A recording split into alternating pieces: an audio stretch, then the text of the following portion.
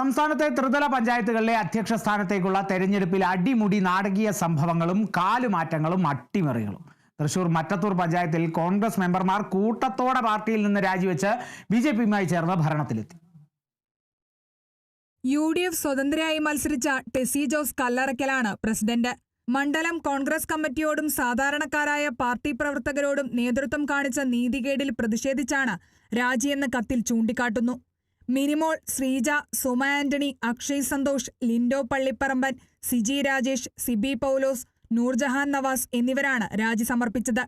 കോൺഗ്രസ് വിമതരായി മത്സരിച്ചു ജയിച്ച സ്വതന്ത്രാംഗത്തെ കൂട്ടുപിടിച്ച് ഭരണമുറപ്പാക്കാൻ LDF നീക്കങ്ങൾ നടക്കുന്നതിനിടയിലാണ് അപ്രതീക്ഷിത നീക്കമുണ്ടായത്.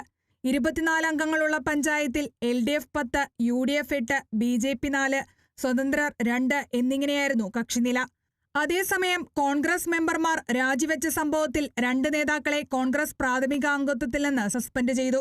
DCC ജനറൽ സെക്രട്ടറി TM ചന്ദ്രൻ, മണ്ഡലം പ്രസിഡന്റ് ഷാഫി കല്ലൂപ്പറമ്പിൽ എന്നിവരെയാണ് സസ്പെൻഡ് ചെയ്തത്. ഇരുവരുടെയും അറിവോടെയാണ് കോൺഗ്രസ് മെമ്പർമാർ രാജിവെച്ച് BJPയുമായി സഖ്യമുണ്ടാക്കിയത് എന്ന കണ്ടെത്തലിനെ തുടർന്നാണ് നടപടി. Kerala vision news, Thrissur.